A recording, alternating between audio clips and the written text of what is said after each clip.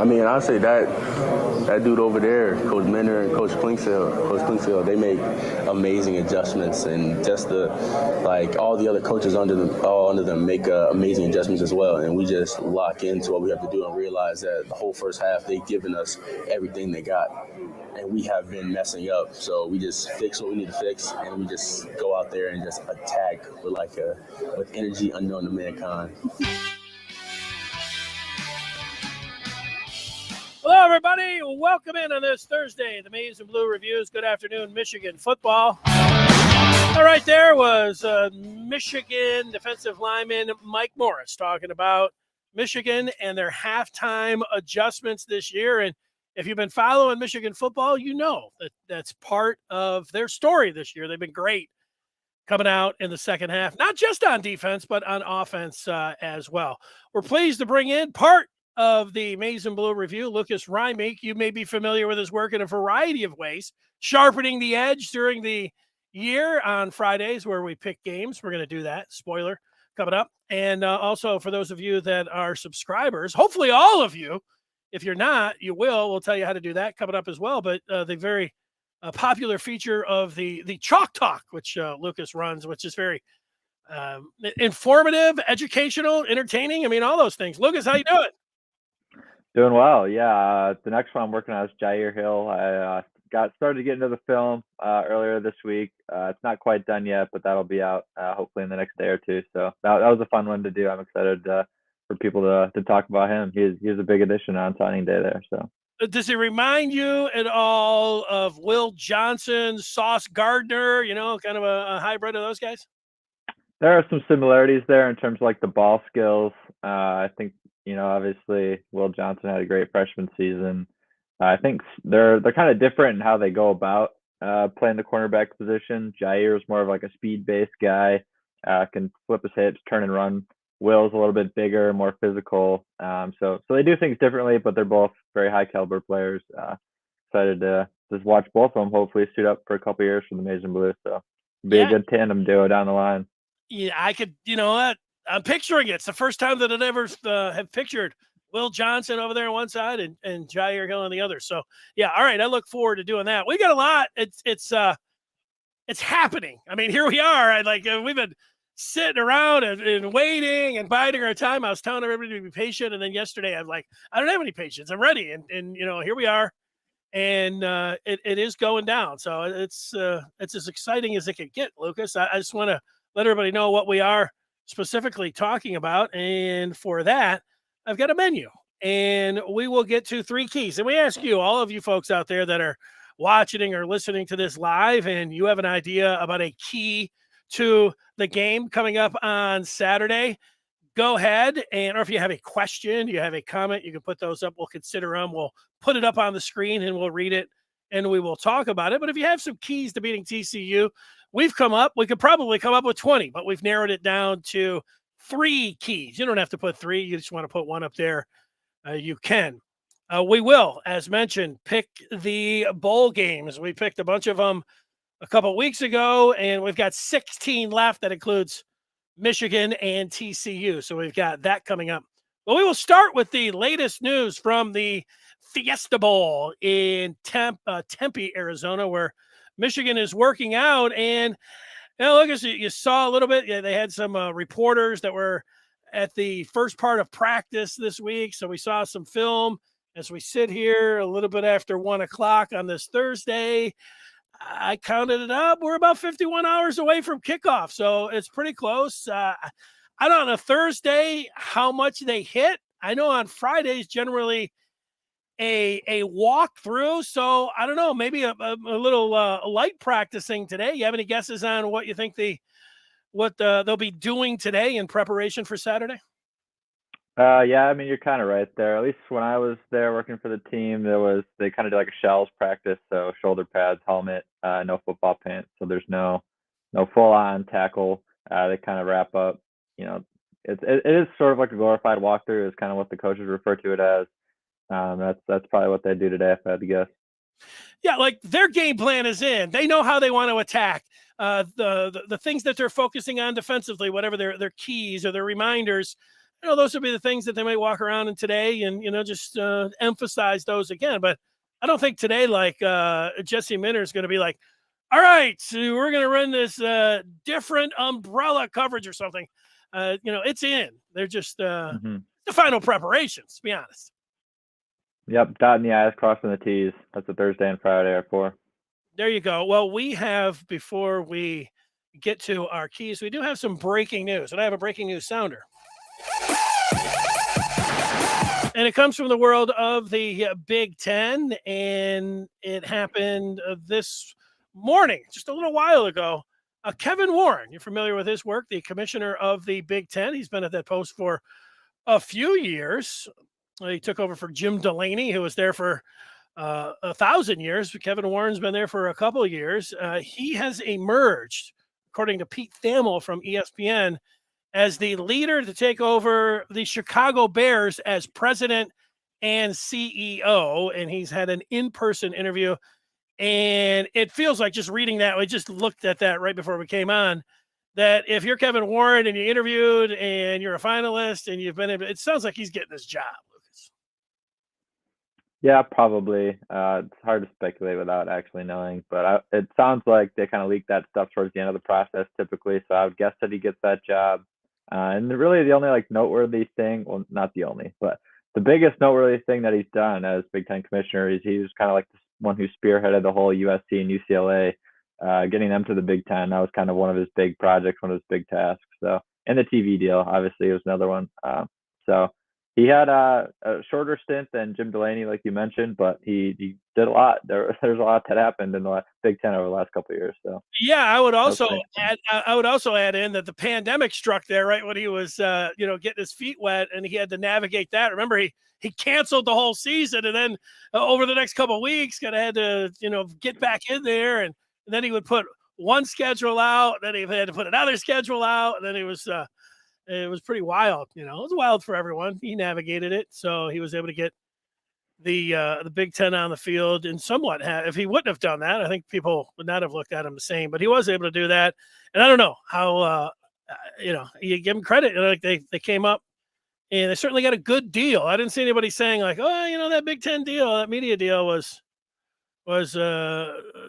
came up short. And so he seemed to get pretty good grades everywhere, but he's moving on. So there it is, the breaking news. That gets us to the keys to the game coming up on Saturday. And I put my keys from 3, 2, and 1 in importance. And I'm going to let you go first. You can be very specific. You can be very broad in general in these keys that can cover a lot of different things. So I'm interested to see how you organize your 3 keys to the game. Let's hear them. Sure. So I kind of did the opposite. I went 1, 2, 3 in terms of importance. And then just specifically, mine are all on the defensive side of the ball, because looking at the 3-3-5 structure that TCU likes to run, Michigan's strength being the offensive line, I have a hard time seeing TCU being able to slow down or limit Michigan's running game nearly to the level that they would like to. Just given the structure of the scheme, the players, the size, they just don't have the strength that I don't see it happening to be able to limit Michigan's offensive line. So given that Michigan's offensive line should have a good day running the football, I think the defensive side is kind of the one that I want to focus on here with my 3 keys. And it starts with stopping the run for me. That's always the number one key for Michigan's defense. The way that they structure it, it's a 3-4 structurally, but they play kind of like a 4-3 in terms of their personnel. So it's sort of like an interesting combo of like a more pro style defense with some twists and stuff here and there to make it more suitable for the college game. But it really starts with stopping the run, because they want to put 6 guys in the box and be able to limit the run, and that leaves them with 4 or 5 guys that they can put in coverage at all times. So then they feel really good about the back end, and they also do a good job stopping the run at the front end. Even though, like, if you look at it on a per gap basis, they are down a gap typically. That's why they play like a gap and a half scheme, which this is getting very technical, but a gap and a half scheme. So you have every defensive player in the front 7 is responsible for putting their shoulder or their head in a certain gap, and they're also asked to like stack and shed and move to a half a gap that they're splitting with someone else if they need to do that. So everything, basically what I'm trying to say here is everything is predicated on stopping the run, and the whole structure of the defense kind of falls apart when they can't stop the run. So that's the number one key. That's the number one key for them in every game that they play in. The number two key for me is keep Max Duggan in the pocket. He's a very athletic quarterback. He's very good at creating once he gets outside of the structure. He's a gamer. He really likes to run the ball, for first down, stuff like that. So keeping Duggan in the pocket, I think, is a big one for me. You want to make him a pocket passer in this game. It's not that he can't be a good pocket passer. He's just much better when he gets outside of the pocket. That his legs get a little bit more involved. So I think keeping him in the pocket in this one is going to be important. And then winning 50% of those 50-50 balls that TCU likes to throw is my third key. They're not going to win all of them. Quentin Johnston's too good outside. He's going to get a couple. They have another receiver, Barber, who's also pretty good. He's more of a speed-based guy, but he'll win a couple 50 balls as well. So I don't think it's reasonable to ask them to win all 50-50 balls, but I think if they can win like 50%, right? This is kind of like the moniker of the whole phrase here. If they can keep that 50%, they'll do good. And that'll be good. That'll be a win for the defense, and I think they take that. So those are my three keys. Stop the run, keep Duggan in the pocket, and win 50% of those 50-50 jump ball type situations. And really, just the way the matchup breaks, I think they only needed to be two of these keys to win the game. If they do all three, they should win and control this game fairly easily. So. Yeah, I feel like you nailed it. I like all three of those keys there. And by the way, I like the technical talk. I feel like I'm, listening to a coach, learning something a little bit. The Ringo agrees with you about containing Duggan and keeping him in the pocket. It's almost like you guys were comparing notes heading into this one. The GFF says a tough tackling, clean possessions, explosive play calling. Those would be some of his keys. And let's take a look at some of the other ones that people are putting down. Richard says the TCU coach, that is Sonny Dykes. If they stop the run, they stop Michigan. Ronnie Bell and the rest are rubbing their hands. Oh, that's more of a comment than a key. Just like Dune E. Dunn, he is just expecting a relatively close game in both semis. He's going to predict Michigan 34, TCU 28, and also Georgia 35 and Ohio State 24.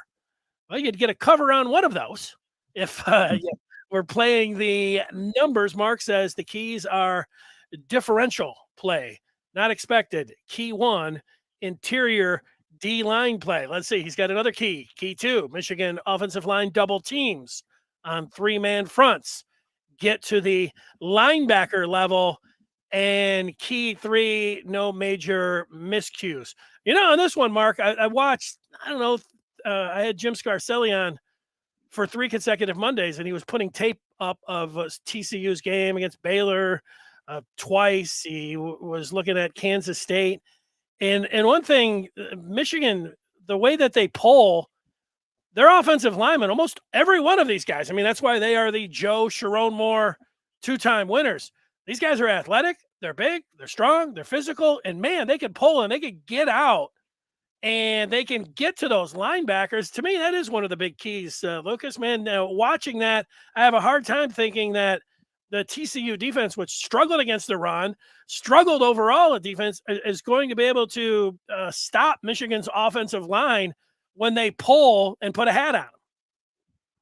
Yeah, I think the big thing there too is, like, you heard some of the TCU players and coaches this week kind of compare them stylistically to teams that they have played. Some of the teams they've mentioned, like Texas, they do things quite a bit differently, at least in terms of their offensive line. Their blocking schemes are a lot more zone-based in the way they want to run the football. And then Baylor and Kansas State are the other two that are more similar, but still quite a bit different from what Michigan likes to do. TCU has not played an offensive line nearly as good as Michigan's. And while they're undersized on the front end, like, they're fast, they're explosive, they're physical-ish to a degree, but they only have that 3-3-5 structure that they rely on, very heavily. So unless they come out and do like a 3-4, 4-3 just for this game alone, yeah, I have a hard time seeing them being able to keep Michigan below like 200 rushing yards. There you go. Let's give you some of my keys. Before I do that, I want to tell people we know Christmas was this past Sunday, but you do have those holiday get togethers still, and you may have one heading into Saturday. That's a holiday. Certainly, Sunday is as well, New Year's Day, a lot of football watching. And if you're looking like, sometimes you bring over, a bottle of wine or a box of cookies or something. How about you bring over the gift of the Maize and Blue Review for a year-long subscription? Now you're talking, especially let's just say you're going over and there's a bunch of friends and you got some Michigan friends in there. This would be the greatest gift that you could give for 23. Go to michigan.rivals.com and you can get premium access starting out today. But that will be great for the Michigan fan in your life. And it may just be you're like, hey, what about me? I'm a big Michigan fan. Yeah, you should get that. You will know. For me, I come down and I put it like this. I looked at the red zone. TCU, I think, technically, if you looked at the numbers, TCU had the sixth most best scoring offense in the country. Michigan was at 7, both over 40 points. But you get down to the red zone. If Michigan could come up big in the red zone against TCU, and if you look at some of the numbers, TCU's red zone offense, it's the thing that stands out. Like Michigan's red zone offense was the 5th best in the country. TCU's 81st in the country. That jumps out to me. Now, on the defensive side, TCU was not very good in the red zone defensively, but overall they weren't very good defensively. So that kind of lines up. And Michigan's red zone defense, not as good as their overall defense, but 31st. And another thing that jumped out when I was looking at those numbers is that Georgia as the number 1 scoring defense in the country. But we have time to get to those dogs if that ends up materializing. Number 2, I'm going to go to limit big plays. And if we're talking about big plays over 20, I think that the Horned Frogs are going to be able to get some. But if Michigan can limit those to 4, I think that they'll be in business and have a good shot to win this game. They will be cooking those frog legs come Saturday night if they're able to limit those big plays by Duggan, by Johnston, and those other 2-3 wideouts they have. And my number 1 key would be, it's a pretty general one, dominate the line of scrimmage, but that gets to that offensive line. What I've seen from Michigan is that they should be able to dictate what they want to do on offense. They want to run they get up, they're able to score a little bit, and then they want to pound the rock. They should be able to do that. And defensively, it's amazing to me that they have been a better defense this year in almost every regard than last year. They had Hutchinson and Ajabo and Hill and, all that, but they've been better statistically. They've been fantastic at halftime adjustments. And I think that, if both of those sides of the ball up front in the trenches, if that holds true, I think Michigan will win this game. And I'll get to that prediction coming up in a little bit. What do you think of those keys, Lucas? You feel like I'm off a little bit on any of them?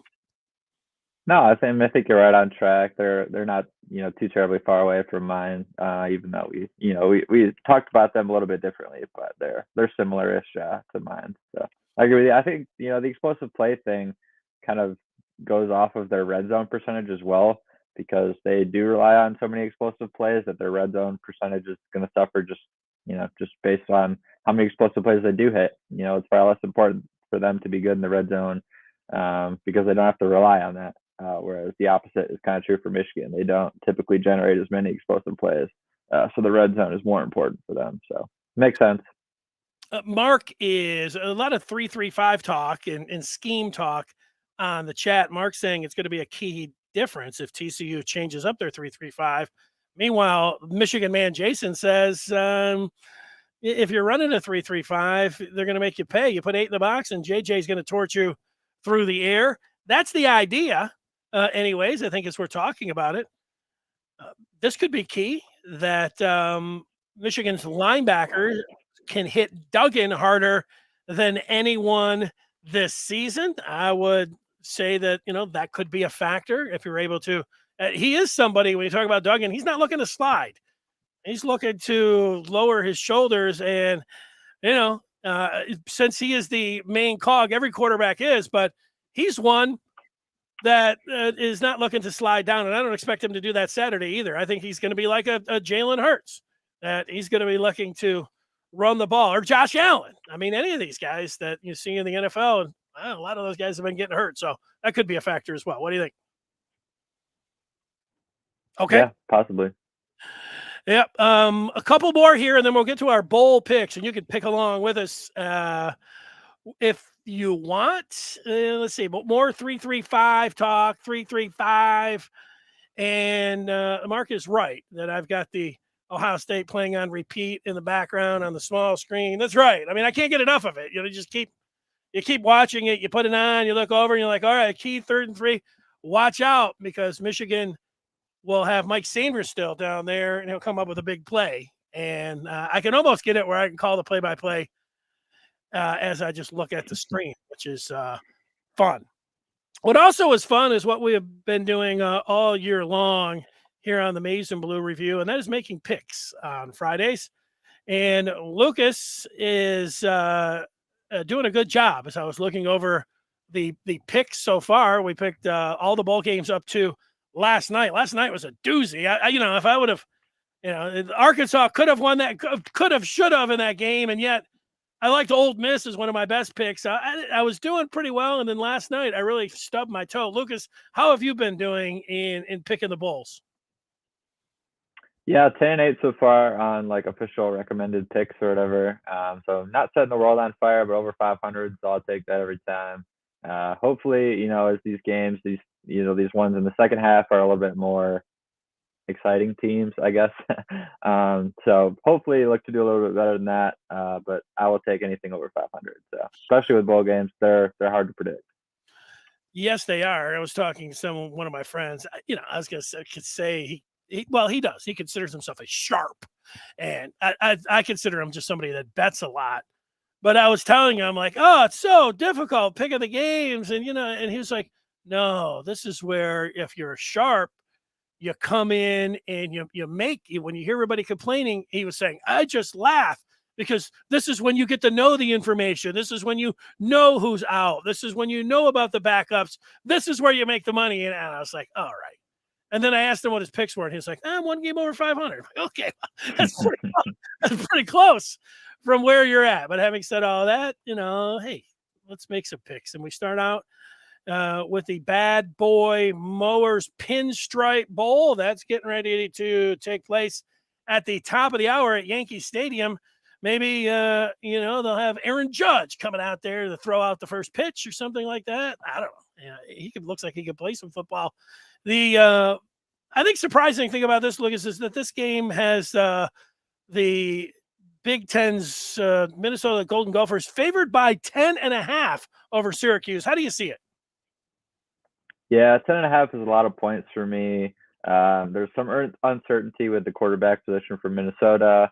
PJ Fleck came out and said earlier this week, Tanner Morgan is medically cleared to play, but he wouldn't specify if he was actually going to play or not. So I really have no idea what's going to happen there. And PJ typically has, he's done good with bowl games. Minnesota as a school has won 5 in a row. 3 of them, the last 3 coming under head coach PJ Fleck. So they have showed that they put in good effort to try and win these bowl games. And they love to run the ball as a team. Minnesota does, and Syracuse typically has trouble stopping the run. Just at 10.5 here, it's a little bit too much for me. 9.5 would be a fire on the Gophers for me. 10.5 is a little bit too much, but I do lean the Gophers to cover if anyone really wants to bet this game. I do, and I'm with you. Syracuse, they were a big surprise early in the season. They started 6-0. You look at the Gophers, and if you look at the numbers, man, they got a lot of good stats, especially on defense, top 20 and SP+, but they have 0 good wins this year. But Syracuse lost both of their coordinators, and I look to when you got a star player, Minnesota's got the best player, Mo Ibrahim, as their running back. He's good for 10 points, but you got to cover 10.5. I'm going to do it with PJ Fleck. I'm going to say they're going to row the boat in Yankee Stadium, and I have them covering the game just like you. Let's get to the next game. That's going to take place 5:30 this afternoon, the Cheez-It Bowl. That is in Orlando, Camping World Stadium. two brands here, albeit, Florida State, maybe an older brand, but trying to come back. Oklahoma and Florida State. Another big number here is the Seminoles in their running game. You have to give up 10 points. Are you willing to do that? Yeah, this one I will lay with the Seminoles. The Noles have been on an absolute roll to close the season. They won their last 5, got really hot down the stretch. Some of that was just the schedule lightening up, but still winning your last 5. They did so in impressive fashion, scoring a bunch of points as the tail end of the season there. And then Oklahoma on the other side, they had a really up and down season. They rely heavily on the health of quarterback Dylan Gabriel. Without him, they really don't have much else they can go to on offense. They're going to be missing both tackles in this game, their starting center, their best running back. And Dylan Gabriel is going to play, but there's a lot on offense that they're going to be missing. So I'm not loving that matchup. And then on the defense for Oklahoma has been like terrible, abject disaster pretty much under Brent Venables' first year there in Norman. They're 99th in scoring defense. And then Florida State, it's much more of a well-rounded team. They're top 20 in scoring both sides of the ball. I think they're better on both sides of the ball in the line of scrimmage. I think we'll all kind of like the skill talent out for Oklahoma. Jordan Travis for the Noles is going to play this game. I think the Noles cover this one pretty easily, so I will lay the 10 there. I'm with you too. Normally, you like these dogs and these big numbers, but not here. Brent Venables, one of the boosters, handed him a big NIL checkbook, but that's not going to help him for this game. It might down the line. They did a really good job in recruiting this year, but that's not helping them in this game. Plus, Florida State, they got a chance to win 10 games for the first time since 2016, and this is a home game. It's not so far. Orlando from Tallahassee. I don't think the Oklahoma fans are going to make this trip. This is a total home game. I like Florida State as well. I'll lay the 10. We're on the same page so far. Let's see as we go to the Filler Up gas station, Valero Alamo Bowl. Ooh, this one looks good. Texas versus Washington. I'm going to steal the marquee here because you got Quinn Ewers on one side, Michael Penix Jr. on the other. The quarterback matchup. The surprising part to me, this will be a home game for Texas to the short trip from Austin to San Antonio, 75 miles. But Texas favored by 3 in this one. That's a surprise to me. How do you see it? Yeah, it was kind of a surprise to me too, like almost so much so that you kind of wonder if Vegas knows something. I'm going to take Washington plus the 3, plus 3.5, whatever number you can get. I really like this Washington passing offense. They're 4th in scoring offense as a whole. Texas is 20th. So both good on offense. And then the big difference is really on defense, where Texas ranked 29th. Washington was 65th. So obviously there's a difference there in terms of the defense quality. But then you start to get to like the opt-outs, who's going to actually be playing in this game. And while I do think Texas is a much more well-rounded team, they're going to be without their top 2 running backs. Superstar Bijan Robinson is a really big part of that offense. Even his backup, Roshan Johnson, opting out, and he will not play in this game. And also their middle linebacker captain of the defense also opted out, not playing in this game, Demarion Overshawn. He's going to try and head to the NFL. And then Washington, Michael Penix is coming back next year for them, so he's going to play in this game. Most of their good skill players are like underclassmen or juniors who like aren't quite good enough to go to the NFL yet. So a lot of those guys will be back as well. So I think they'll use this full prep. It's time to start getting a head start on next year, kind of jumpstart what would be probably like a more like potentially Pac-12 championship type run for Washington next year in 2023, a little bit more competitive out there on the West Coast. And I just think motivationally, I think Washington is going to be way more motivated to go and beat like a big brand like Texas. And I always have problems betting on Texas when they are the favorite, just because they tend to let people down. So I just don't see them being able to win by more than this 3 points here. I think Washington's got a legitimate chance to win this game outright. So I'll take them to cover the 3 there. Yeah, I'm playing the money line in this game. I'm right with you. And the one thing I think Texas, if they can have some success early, that's going to help them, because I think there's the specter of Arch Manning weighing on Quinn Ewers. I mean, the Texas fans are already like, they're ready for this quarterback battle. He hasn't even stepped on campus yet. He just committed and, just signed his letter of intent, a week or so ago. But if Quinn Ewers is struggling, I could see the fans groaning and it working against him, and everybody starting to chant Arch Manning's name. I hope that doesn't happen for the young man, but since I'm picking Washington, I hope some of it happens. I like Washington outright in this game. We're picking the games. We've got 16. We've picked 3. That means we've got 13 to go, including Michigan. As we work along here, if you will look at some of your Michigan questions, and we will talk about them. And people just making points about the game. And we don't have any problem with you doing that either. As we take a look now at these were the games that are going to be played tomorrow or today. Let's go to tomorrow's slate, and there's some good ones to take a look at. And it starts out with a Big Ten team, and it is the Mayo Bowl, Maryland and NC State. The Wolfpack favored by 1 in this one. Yep, I'm going to take NC State in this one. There's been a lot of live movement in this one. It started out Maryland was like a slight favorite. It's moved all the way to an NC State. It's now the slight favorite. There's a few reasons why that I'll get to. Star quarterback Devin Leary for NC State has been out most of the year. Not going to play in this game. He is going to take his talents to Lexington, Kentucky in 2023. Going to play for the Wildcats next year. But when he's been out, they actually did a pretty admirable job on offense. They had to play 4 quarterbacks at different times this year. Still managed to get to 8-4. A lot of that is because they have a good defense. They rely on trying to run the ball, play good defense. That's how they try and win their football games. And then on the other side, Maryland is going to be without their top 3 pass catchers in this game, their top 2 receivers, their tight end, all either opting out or transferring. The tight end's actually going to Alabama. He was kind of a sneaky good player for them. So I don't really know. Like Talia's going to play. I don't know who he's going to throw to. Maryland kind of struggles to run the ball. I think with the pass catching weapons out for Maryland, they're going to rely more on running the ball. NC State's got a good defense. They typically stuff the run pretty well. So I just see a lot of edges here for NC State. And then kind of like the cherry on top, Maryland is one of the most penalized teams in the country, and NC State is among the least penalized teams in the country. So in a bowl game like this, where motivation probably plays a big factor in who's actually going to win, this tightly contested matchup here, I'll take the more disciplined team to win and to cover. So I'll lay the points there, even though it's just the one. Well, hard to argue with all those points, but I'm going to. The biggest one is really just I want to see Mike Locksley get dumped, Mayo dumped all over him at the end of the game, which they do for the winning coach. But, Maryland didn't beat a bowl eligible team this year. So you look at, their wide receivers, which are excellent. They're not going to have. That is huge. But they did play Michigan pretty close. And they also played Ohio State, fought with them tooth and nail.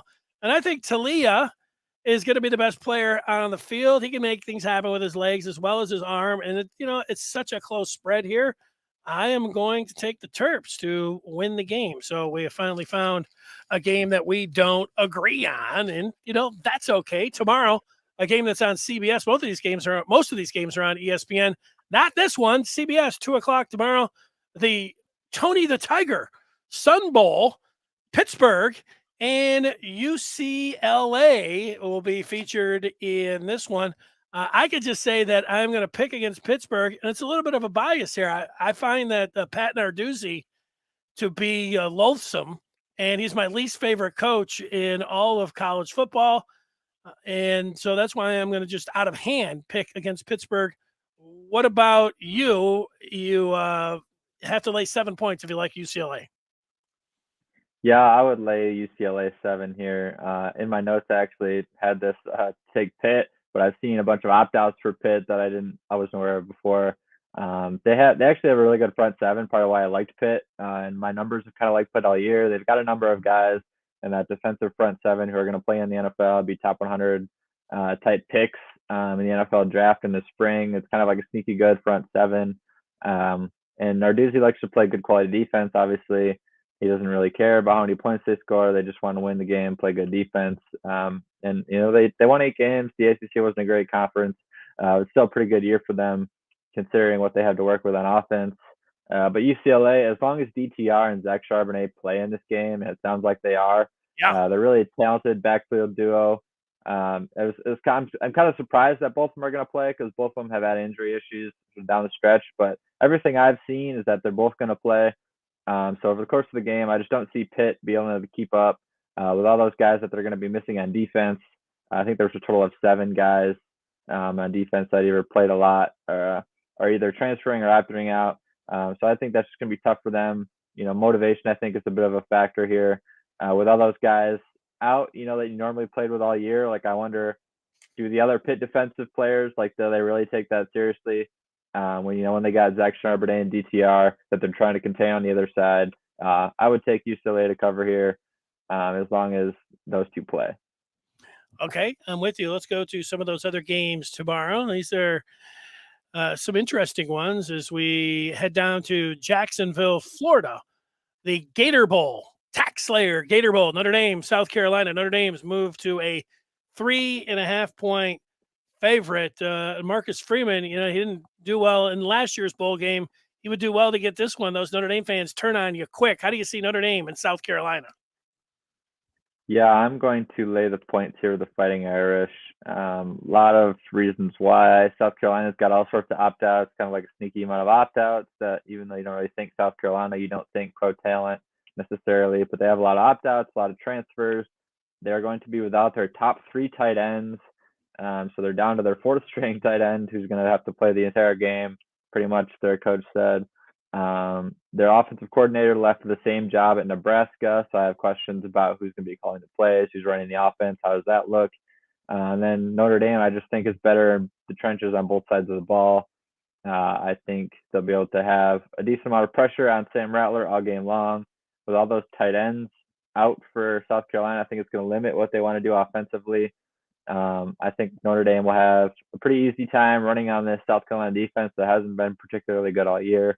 So give me Notre Dame to cover the 3.5 there. Well, speaking of tight ends, Michael Mayer, when you don't have him, that's the best player on the field. Now, I think it is going to be Spencer Rattler. And all that stuff that you mentioned, I like. But I do think that the idea of beating Clemson and Tennessee in the last 2, that South Carolina's hot. I think this one can be a close game. And that's why I will take the Gamecocks and I will take the 3 points. Although you made a lot of fabulous points there. I hate to go against you sometimes. I almost feel like maybe I should flip my pick when you're saying your selections. That's why I'm going to go first here in the Barstool Bowl, which will be played tomorrow at 4:30. The Ohio Bobcats out of the Mid-American Conference. Throw out the records when you get this intersectional matchup, Ohio versus Wyoming. But, the Bobcats turned things around from 3-9 to 9-4 this year. They got the MAC Coach of the Year, and they also have the MAC Offensive Player of the Year at quarterback. When I look at the Cowboys, they don't have a running back that has a carry going into this game. I think they've lost their top 3 backs to the transfer portal. They lost a bunch of guys to the transfer portal. The Cowboys did. That's why I like Ohio big in this game by double figures. I'll take the Bobcats in a rout over the Cowboys. How do you see it? I'm going to go Ohio here as well. One of the main reasons why is just all the attrition that's happened for Wyoming towards the end of the season. They've got double-digit guys that are either in the portal or have already announced that they're injured or hurt or not playing in this game for whatever reason. So with that much attrition, like, something has to be going on there at Wyoming. Not exactly sure what it is. But I'm fading them every chance I get. I liked Ohio. It was like -1 yesterday. I still like it at 2.5. I don't think they have a problem covering the spread. And one of the main reasons, Wyoming likes to run the ball a lot. They play good defense typically, but they're going to be down their top 4 tailbacks in this game. So I just don't see them being able to keep up with Ohio. Probably a low-scoring game because Wyoming will still play good defense. And Ohio's not exactly a bunch of world beaters on the other side. But I do like Ohio to cover the spread, given all the opt-outs and injury issues that Wyoming is going through right now. So I'll take Ohio. How about an over and under of 41? Wow. This is a game. You like the color orange? A lot of orange in this one for sure. The Orange Bowl, the Vols and the Tigers. Clemson favored by 4.5 here, but they don't have Hendon Hooker, their quarterback. It looks like their QB will be Joe Milton. So how do you see this one? Yeah, I've had trouble with this game. My numbers still like the Volunteers a lot, even though Hendon Hooker isn't going to play. Personally, I'm not really sure how I feel about that because I've seen a lot of Joe Milton. I ragged on him a couple shows ago, but he actually looked good. Like the couple games that he played once Hooker went down. I'm not saying he's all of a sudden going to turn to a superstar and just light the world on fire, but I do think they're still good enough on offense to score a bunch of points. And then Clemson, on the other hand, they're going to be starting true freshman quarterback Cade Klubnik. He's a highly rated kid, 5-star, but he still looked like a freshman quite a bit this year when he's played. He's played some off and on when DJU has struggled. And I just don't like the scheme for offense that they run at Clemson. They have a lot of issues. It seems like they're trying to still force their quarterbacks to make NFL level throws a lot of the time, even though they don't have a current NFL level quarterback. Maybe Klubnik can be that guy in the future. I just don't think he's that guy right now. They haven't really meshed their offense well with the current personnel that they have. So a lot of those reasons, I like the Vols. I think they got a chance to win this game outright. So I'll lay the points there. Well, if the Vols hadn't given up 63 points to South Carolina, I might feel like the same way. Klubnik, I think they're going to rally around him. And, first career start, I will lay the points. I'm not impressed with Tennessee. I know you liked a little bit about Joe Milton last time, but me, not so much. So we are on the opposite sides of Tennessee and Clemson. That gets us to some big games here. Let's look at the prelims before we get to TCU and Michigan and Georgia and Alabama. We do have two appetizers coming up on Saturday, and that includes Alabama and Kansas State in the Sugar Bowl. Alabama's laying 6.5. I know you like Kansas State all year long. Do you like them in this game against the Tide? Unfortunately, I do not. I'm going to take the Tide here. Really, the only reason, well, not the only reason, but one of the main reasons why I like the Tide in this game to cover is that Bryce Young, Will Anderson still going to play in this game despite being probably two of the top 5 picks in the 2023 NFL draft this spring. I think that says a lot about the culture and the locker room leadership that Nick Saban's got running there. Even though they had kind of a down year for their standards, they're still going to stick with it and playing a meaningless bowl game, quote unquote. But I think that says a lot about the locker room. Jordan Battle also going to be probably a first round pick as well. Safety there, he's going to play. Even though I do like Kansas State, I think they're going to be very, very motivated to try and beat the mighty Crimson Tide after they won the Big 12. But with all those players playing for Alabama, there's just too much talent in this game for me to bet against them. So I will take the Tide to cover if it's less than a touchdown. I agree. I don't know what they gave to Bryce Young and Will Anderson to play in this game, but whatever it is, you got to be happy if you're a Tide fan, and if you just want to watch some football at noon, getting ready for Michigan. I'm with you. There's no way I'm going to pick against the Tide in this one. Well, this could be, you like low-scoring games. This is one right here. A over and under of 31. Iowa favored by 2 in the Music City Bowl. You will not have Cade McNamara at quarterback, but maybe he'll be over on the sideline. But you won't have Will Levis either for the Wildcats. This is a tough game to pick. It's a rematch of last year's Citrus Bowl, which Kentucky won by 3, 20-17. Go ahead. Let's hear your great selection on this one. Yeah, this is going to be a very interesting game if you like defense. I'm going to take Iowa and the Hawkeyes minus the 2 points there. Most of the reason I have sort of been fading Kentucky. My power ratings have not liked them all year. They typically want to run the ball, play good defense, but this year they do not run the ball well, hardly at all. Iowa is, I still think it's one of the top 5 defenses in the country. They're going to have an extremely hard time moving the football against the Iowa defense. I wouldn't be surprised if there's like a pick 6 or something for Iowa in this game. So I got the Hawkeyes winning 20-17, 21-17, something like that. So I'll take the Hawkeyes to cover the 2 there.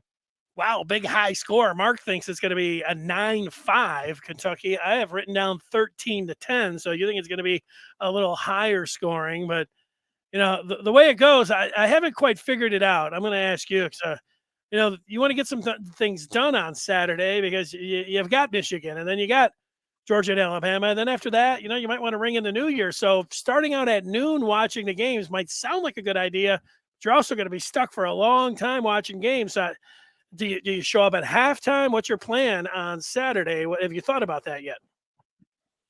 No, not yet. My plans that I'll have will probably be more later, so I haven't decided fully on how that's gonna go. But yeah, I don't know. I would watch the game if I have time.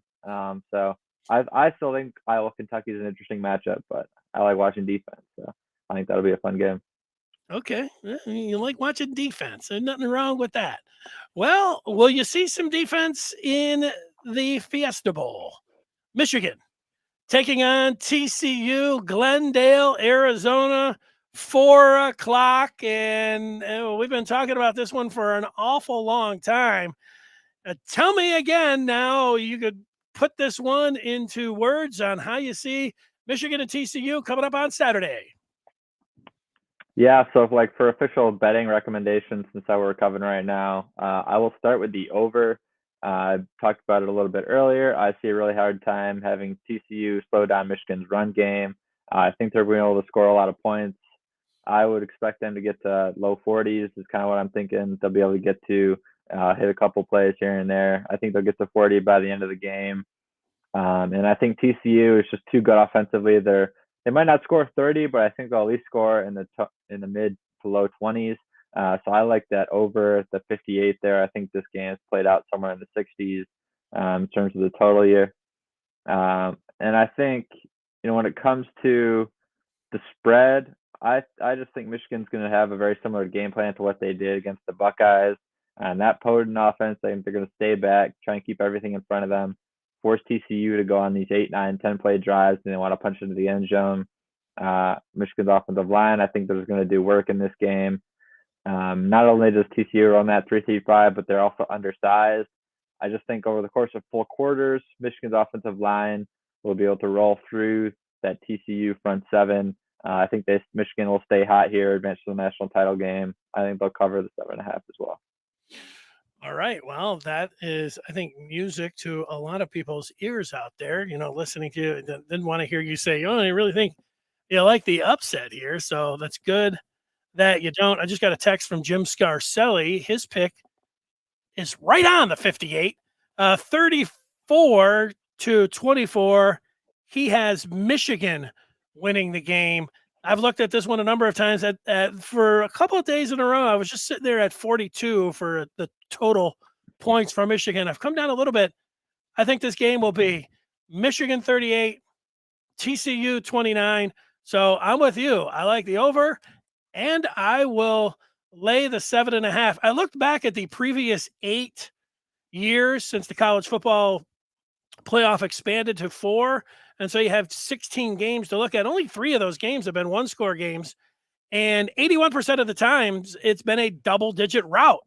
I think that makes me feel like both of these games, actually, that we're going to watch on Saturday in the semifinal have the potential to be routes. And that gets us to the nightcap, although it's the junior varsity game. Let's be honest, Ohio State backs into the college football playoff, and they take on the number 1 team in the country, the defending champs, the Georgia Bulldogs. 6.5 points. This game has gone down. I thought it was 8.5. Looks like a lot of money coming in on Ohio State at the Mercedes-Benz Dome Stadium in Atlanta, Georgia. Yes, I'm actually going to take the Buckeyes here. I like the plus 6.5. I think this game is going to be very competitive. Back and forth type affair. A few reasons why. Number 1, I want to start with Georgia, because Georgia, if they play their A game the next 2 games, they will win the national title by probably 14 points. I do think they're they're the better team than everybody else this year in college football. But that being said, I don't think they're as good as they were last year. I think their offense is about the same, but I don't think the defense is, it's not the number 1 defense in the last 10 years or whatever the statistics said they were last year. They're just the best defense in college football this year. So that's a little bit down from what they were last year defensively. And I think the market's kind of overcorrected on Ohio State after that Michigan game. I still have OSU as a very slight favorite if they were going to match up against Michigan again. So I still like Ohio State quite a bit. I think the offensive line for Ohio State is going to be challenged here, but I think they're well equipped to combat what Georgia does well. They have an offensive line who's good at protecting C.J. Stroud. When Stroud has time, he can pick almost any secondary apart. And I think Georgia's defense, while it's very, very good, it's just not quite as good as it was last year at getting to the quarterback. They don't blitz a ton. So if they don't blitz and they can't get to the quarterback at a high level, I see C.J. Stroud, Marvin Harrison Jr., Julian Fleming, Mecca Ibuka. I think they'll be able to have a decent day through the air. That's kind of how you have to move the ball against this Georgia team as well. You have to beat them in man coverage, one-on-one, but they have the receivers who can do that. So I like the Buckeyes there to cover the 6.5. I think Ryan Day feels a lot of the pressure and will be more aggressive than he was against Georgia than he was against Michigan. There are a few times in the second half there you're kind of questioning, like, why is Ryan Day punting this ball? Like, why doesn't he go for it? And I think in this game he'll learn that lesson. I think he'll be a little bit more aggressive on fourth down, those types of decisions. I think the Bulldogs will eventually win this game, but I wouldn't be surprised if Ohio State wins. But I like the Buckeyes to cover that 6.5. I'm thinking 38-35 Georgia. I think the analysis is right. A lot of people looked at LSU and the amount of yards that they were able to put up on that Georgia secondary, and if they didn't have that kick, the 10-point swing where they let the ball lay there on the ground, that really did them in. You can't do that against a good team. We all know that. But to me, Georgia's calling card is their physicality, and I know they lost 5 first-round picks on defense, 3 more that were drafted. But statistically, if you look at Georgia's defense, number 1 in the country in almost every stat that you can look at. And they want to run the ball, and they're very physical. That's what Michigan was able to do against Ohio State. Ohio State's got speed and talent. I think they can be neutralized, the talent, by the Dogs. Elite quarterback and wide receivers against a real physical, tough team. I'm looking at the trend of these past 16, and the majority of them being blowouts. I'll take the Dogs to spank Ohio State and beat them by a double figure. So we're on opposite sides of that one. And I think I'm with Trevor. I'm more than double Trevor's age. He says he's 25 and he could care less about New Year's Eve. He's going to be watching football all day and looking strong. He's got the Michigan on there. Look, Trevor, here's the news for you. You can do it all. You can start at noon. You can watch the 2 warm-up games. Obviously, Michigan beating TCU, 8 o'clock, Ohio State, Georgia. That game's going to be over. What, we talk 10:30, 11? Well, then you can celebrate New Year's Eve. It's not like you're going to bed at 11:15. I feel like it'd get to 11:15. I've been watching games all day. I might, I don't know about, running out to the club or anything like that, but I think, sitting back and, they've got all the different people playing the music. Turn some music up, get turned up with the music, and ring in the new year. That would be my suggestion for you. Although I don't think that's what turned up means, but that's what I'm going to be doing myself. All right, any final words here as we have been talking about Michigan, and tomorrow we get to just one more day left in the year 2022, and it's all climaxes with Michigan playing in the Fiesta Bowl against TCU. Your final word as you take a look at this matchup. Well, you want to cover the last 4 games? I got all these notes written out here. Oh, well, hey, there you go. The post playoff games. They still count. I'm so into the New Year's Eve and then Sunday obviously be the NFL games, but you're right. We do have 4 more games. I'm so sorry for everybody, and I'm sorry for Illinois and Mississippi State and the Relia Quest Bowl. Let's go. The Mississippi State favored by a point over Brett Bielema's Fighting Illini. You going to pick against Mississippi State here? I am not. I'm going to take Mississippi State. Mike Leach obviously tragically passed away not too long ago. I think there's going to be a lot of motivation there for Mississippi State to go out and try and win this game for him. And then on the other side, Illinois, they lost their defensive coordinator, left to take the head coaching job. Their 2 best defensive backs declared for the draft, 1 corner, 1 safety. Devin Witherspoon's a really good player for them. At corner, I think they're going to miss him on defense. Their star running back, Chase Brown, also not going to play in this game. So for all those opt-outs, 1 injury there for Illinois. And then they also lost their defensive coordinator, who is really, really good. I think he'll do a really good job there for Purdue. I think the Bulldogs will win a close one here, like 24-21. Yeah, if Chase Brown was in this game, might be a little bit different for me, but I think that, win it for Mike Leach. I'm right there, and I don't like Brett Bielema, so really everything points to the direction of me taking Mississippi State in this one. Forget the Big Ten there. I'm going to put Illinois in the category of like Michigan State and Ohio State. It might be good for the Big Ten, but it's not really good for me, so I'm not picking it. Let's go to what looks like you could say would be a mismatch on paper. And you see USC's favored by 2, but you got Tulane of all teams taking on USC in the Cotton Bowl. How do you break this one down? It looks like Caleb Williams, I was checking today, he had his hammy that he hurt in the Pac-12 championship game.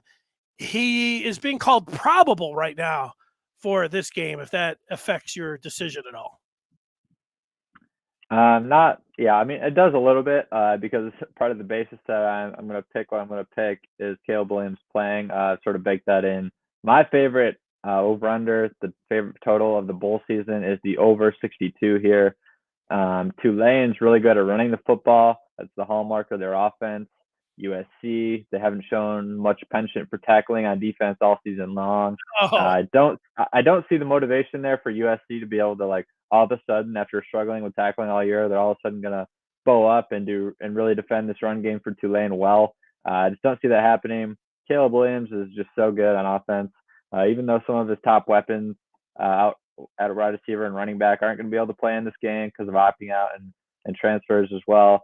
But I think USC will be able to move the ball and score points regardless. So I will take the over 62 here, my favorite over bet of these bowl slates. So over 62 there. And you know what? I'm going to work up a little bias against, the USC and UCLA are coming into the Big Ten, and I don't mind UCLA. I love the Rose Bowl, and nobody shows up for their games and everything, but I don't mind. It looks like UCLA, but USC, they're a bunch of dirty scoundrels. They're cheaters, and all the way through, they continue to be that way. And that was the most pathetic display of tackling in that Pac-12 championship game. I bet USC in that game. That was the most stupid bet that I've ever made. But just watching them go up playing patty cake with Utah, I'm taking Tulane. I'm taking them outright. I hope they win by double figures. So all of a sudden I'm getting mean and one-sided in selections and just going completely biased and, not really looking at the numbers. But that's what happens after you start picking games for so long. We have 2 more and another Cheez-It Bowl. At least they're sponsoring this one, the Citrus Bowl. LSU and Purdue in this one. I'm going to go first. Lucas, Purdue, if they had Charlie Jones and Aiden O'Connell and Jeff Brom, I think I would like them. Meanwhile, I don't have any of those guys, and I don't. So if that big 14.5 point line, I'll lay the points. I think LSU will kill them by 30. Yeah, I would lean that way as well. 14.5 is just too big for me to personally bet on. My bet for this game is the under 56. Jeff Brom on his way out, like you mentioned. I think he's a really good offensive mind. He's one of the top offensive minds in the country. He's very creative. He knows what he's doing, can run an offense. And I just don't think Purdue is talented enough to overcome losing him. And LSU on the other side, I could definitely see them sleepwalking in this game, which is kind of why I don't like them to cover the 14.5. Will LSU get up to play Purdue in a bowl game? I have some serious questions about that, which is why my favorite play on this game is the under. No matter what happens, I don't think Purdue is going to be able to put up a bunch of points on LSU. I think this game will be played in the mid 20s ish, which is why I am going to take the under 56. I think it's more of a 28-10 type LSU win. So that's just a little too risky for me in terms of covering the 14.5 there. But I do really like the under. So that's one I'd recommend here. Well, now I can get into my melodramatic type talk, and I'll get to the granddaddy of them all. And our final pick is we picked all 41 of these bowl games over the last couple of weeks. And Lucas, you got Penn State and Utah. Utah was in the Rose Bowl last year, and they lost to Ohio State. And meanwhile, Penn State, they only lost to Ohio State and Michigan. Well, they lost to Ohio State. Michigan played pretty well in all their other games here. Utah lost to Florida, Oregon, and UCLA. I really like their tight end, Kincaid, but I want you to make the selection here. You get 2.5 points if you're going with James Franklin's Nittany Lions. I'm going to take the Nittany Lions plus that 2.5 there. I think they're going to win this game outright. My numbers have liked Penn State all year long. I think they're underrated on the national perspective. I think they're like a top 8 team. You could maybe go higher, maybe top 6 if you're being generous. I really like Penn State. I think they're good. I think they're good all the way around. They have a good defense. Their offensive line's like okay. Michigan's defensive line kind of dominated, but they didn't really get dominated by anyone else on the offensive line for Penn State there. They can run the ball. And then like over on the other side, Utah, like you mentioned, the USC game, I think Utah kind of got lucky in that game. It sounds weird saying it, but they were down 17-3 before Caleb Williams got hurt. The Utes went on a big run after that. I thought USC just pretty much quit once Caleb Williams got hurt because they knew they weren't going to win without him playing at full strength. So that was kind of my take on that game. That being said, I still do like Utah, but there are a bunch of opt-outs on both sides here. Dalton Kincaid, like you mentioned, not going to play. The top running back for Utah, Tavion Thomas, opted out, not going to play. Top cornerback, Clark Phillips, not going to play for Utah. And then Joey Porter Jr., the best cornerback for Penn State there, isn't going to play. So a lot of uncertainty in terms of who's going to step up and be those guys. Behind those NFL draft players for both sides, I trust Penn State's depth more than I trust Utah's. So for that reason, I'll take the Nittany Lions to win this game outright. Great analysis. One thing that I can say for sure is that Rising will have his sweet little mustache and hair flying out of his helmet, but that's the quarterback for Utah. But, I don't like Penn State, and I don't like rooting for James Franklin, but this is not about rooting. It's about who I think is going to win, and I do think that Penn State will win this game outright. I'm surprised that they're getting 2.5 points. I'll gladly take it. It'll boost up the money line for me if I actually do play this one and watch this one on January the 2nd, which is weird, but that's the way it's going to play out. I'll take Penn State. I am with you. And that does get us to now Michigan and TCU and our final thoughts. And I don't know, you're Jim Harbaugh, you're addressing your team. What do you say to him today? What do you say to him tomorrow? What do you say to him on Saturday? How do you think coach is handling it? I think this is what you tell them. This is what you've been looking forward to all year. Like you try and keep them calm, cool, collected because this is the biggest game probably of their lives. Last year, a lot of the players were kind of mentioning, like looking back at it, they were kind of just happy to be there in the playoffs when they went down to play play Georgia in Miami. I think this year is more of a business-like approach for Michigan. They have that experience. They've been here before. They know what all the pomp and the circumstance is going to be like before. So they kind of expect that. They have a better idea of what goes into the game. And then once it starts, I just think they're the better football team. So I think it's really exciting for a lot of the players. Obviously, being here 2 years in a row, I think they're going to win this game. National title will be difficult, but you don't want to look ahead. I think they win this game. I don't think it'll be particularly close. Yeah, I'm with you. We made our picks. We both like Michigan in a high-scoring game that will go over the total, but we'll both lay the points. And, Jim Harbaugh is good at being able to, there's some things that every coach is going to be better at. Jim Harbaugh is really good at keeping his team on an even keel and ready to go in this game. I don't doubt him there, but I've looked at the talent we've watched. I mean, this is the team that we watch the closest. And the one thing, I call it a vibe, that whenever I listen to McCarthy, I listen to all these news conferences and everything else, these guys have that mindset. Like they get done with one game and usually they're like, well, we'll enjoy it tonight. Then we'll get back to work. They like right after the game, they're like, we're going to enjoy this one walking up the tunnel, unless it's against Michigan State. And then we're getting right to work on the next game. I like their mentality. I've liked their approach all year long, and it's just continued. I think that kind of stuff matters. I think it'll matter coming up on Saturday. They're going to be overlooking TCU or anything else. They know the job at hand. They know the opportunity that they have. And I think everyone is going to have a fantastic New Year's Eve if you're rooting for the Maize and Blue. And then we'll deal with Georgia when, we get across that road, which will be next year. Absolutely. Right. All right, Lucas, it's always great talking with you. Enjoy the rest of the bowl games. Great work, and we'll talk with you in 23. There he is, Lucas Reimink. Thanks for watching. We'll be back tomorrow at 1 o'clock talking about the Fiesta Bowl. Final words. So long.